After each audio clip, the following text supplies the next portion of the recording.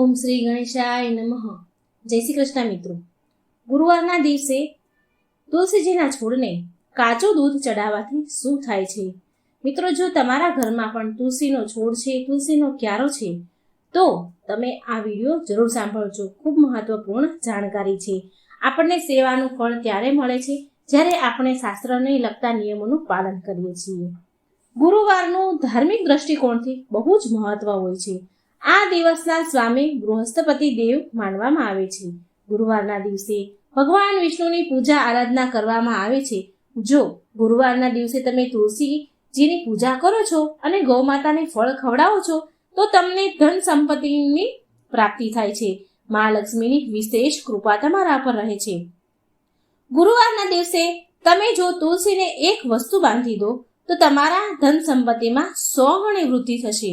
સાથે ગુરુવારના દિવસે કેળાના વૃક્ષને જળ ચડાવવાથી મનુષ્યને તેના કાર્યમાં સફળતા મળે છે. ચાલો આપણે જાણીએ કે ગુરુવારના દિવસે ભગવાન વિષ્ણુ અને માતા લક્ષ્મીને પ્રસન્ન કરવા માટે શું કરવું જોઈએ અને ગુરુને કેવી રીતે મજબૂત કરવા જોઈએ. મિત્રો, જો તમારે ઘર બનાવવાની ઈચ્છા હોય અને ધન સંપત્તિ પામવાની ઈચ્છા હોય તો દરેક ગુરુવારના દિવસે કોઈ જરૂરતમંદ વ્યક્તિને ગોળનું દાન જરૂર કરો. જો તમે ઈચ્છો તો ગુરુવારના દિવસે લાલ ગાયને પણ ગોળ ખવડાવી શકો છો. જો લગ્નમાં કોઈ સમસ્યા આવતી હોય તો ગુરુવારના દિવસે લોટમાં ગોળ ઉમેરીને ગાયને ગોળ ખવડાવી શકો છો. આમ કરવાથી બૃહસ્પતિ દેવની કૃપા તમારા પર રહે છે હંમેશા. મિત્રો, એવું મનાય છે કે ગુરુવારના દિવસે સ્ત્રીઓએ માથું ન ધોવું જોઈએ અને વાળ પણ ન કપાવવા જોઈએ. સ્ત્રીઓનું આમ કરવાથી તેની જન્મ કુંડળીમાં બૃહસ્પતિ ગ્રહ નબળો પડવા લાગે છે, જેનાથી તેના દાંપત્ય જીવનમાં પણ પરેશાનીઓ ઊભી થાય છે અને તેના પતિની પ્રગતિ પણ રોકાઈ જાય છે. ગુરુવારના દિવસે કેળાના ફળનું સેવન ન કરવું જોઈએ. ગુરુવારના દિવસે કેળાના વૃક્ષની પૂજા થાય છે.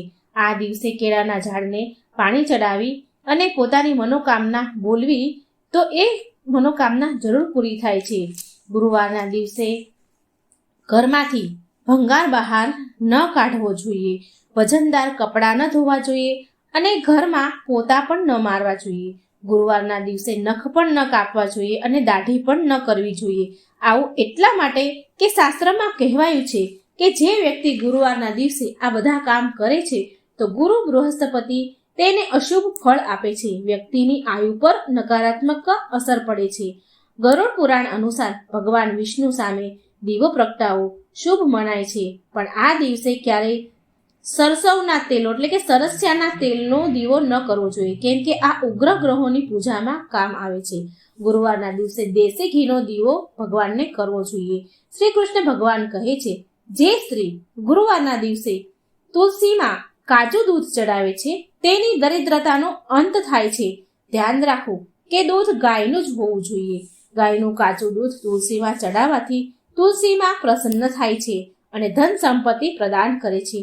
વિષ્ણુ પુરાણમાં તુલસીને ભગવાન વિષ્ણુની પત્ની કહેવામાં આવ્યા છે અને આ કારણથી તુલસી જગત જનની છે. તુલસીને સમસ્ત દેવી દેવતાઓથી વરદાન મળેલ છે, જેથી તુલસીના પત્રને અમૃત સમાન ગણવામાં આવ્યા છે.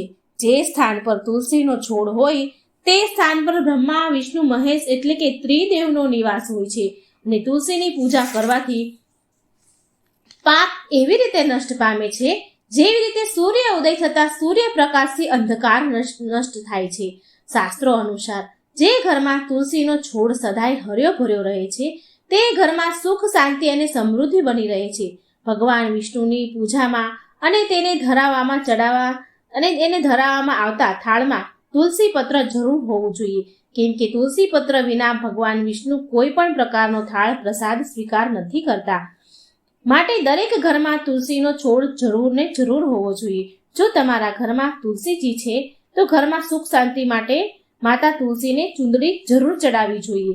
આમ તો બધા લોકો ઘરમાં તુલસીનો છોડ તો જરૂર રોપી દે છે, જરૂર રાખે છે, પણ તેનાથી ઘણી બધી ભૂલો થઈ જાય છે કે તુલસી માને ચૂંદડી નથી ચડાવતા, જેના કારણે તેમને તુલસી રોપવાનું શુભ ફળ નથી મળતું.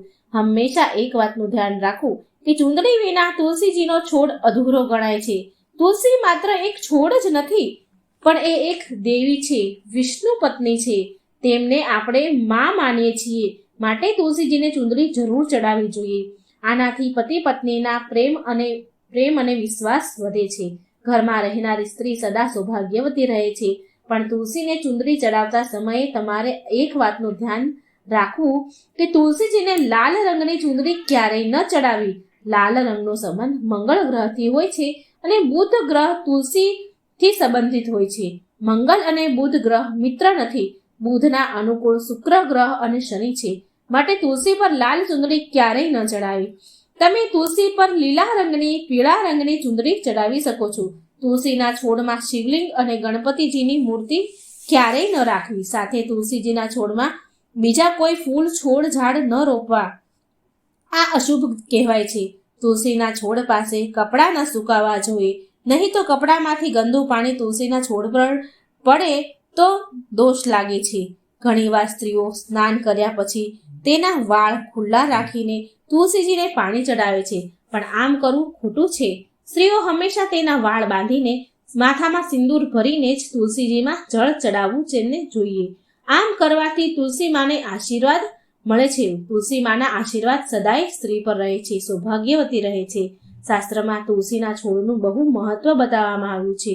જે તુલસી પાસે કેળાનું વૃક્ષ લગાવો તો બહુ શુભ ગણાય છે. જો તુલસી પાસે કેળાનું વૃક્ષ લગાવ્યું છે તો તમને કેટલાય ગણો તમને લાભ મળે છે. કેળાના ઝાડમાં ભગવાન વિષ્ણુનો વાસ હોય છે અને તુલસીજી પાસે કેળાનું વૃક્ષ લગાવવાથી વિષ્ણુજીનો વાસ થાય છે. કેળાનું વૃક્ષ લગાવવાથી ઘરમાં સુખ સમૃદ્ધિ આવે છે. સાથે જ એ જગ્યા પર ભગવાન વિષ્ણુનો વાસ હોય છે. ત્યાં તો લક્ષ્મીજી સામે ચાલીને આવે છે જ્યાં ભગવાન વિષ્ણુ છે. ગુરુવારના દિવસે તુલસી અને કેળાના ઝાડની પૂજા કરવાથી મનુષ્યની દરિદ્રતા દૂર થાય છે. ગુરુવારના દિવસે તુલસીના છોડમાં પીળા રંગનો દોરો બાંધીને તમારા મનની મનોકામના કહો. તે મનોકામના તમારી જરૂર પૂરી થાય છે. મિત્રો, તુલસીજીના છોડમાં શાલિગ્રામ રાખવાથી વધારે શુભ પ્રભાવ જોવા મળે છે. શાલિગ્રામ ભગવાન વિષ્ણુનું નિરાકાર રૂપ છે. આ એક કાળા રંગનો પથ્થર છે જેને વિલક્ષણ અને મૂલ્યવાન માનવામાં આવ્યો છે. જો આ તુલસીના છોડમાં શાલિગ્રામ રાખશો તો તમારા ઘરમાંથી સંપૂર્ણ નકારાત્મકતા નષ્ટ પામશે. તો મિત્રો, આવી રીતે ગુરુવારના દિવસે આ ઉપાય જરૂર કરજો, જેથી ભગવાન વિષ્ણુ અને મા લક્ષ્મીની કૃપા સદાય તમારા ઉપર રહે. મિત્રો, જો વિડીયો સારો લાગે તો લાઈક કરજો, શેર કરજો અને મારી ચેનલને સબસ્ક્રાઈબ જરૂર કરજો. જય શ્રી કૃષ્ણ. રાધે રાધે. Thank you.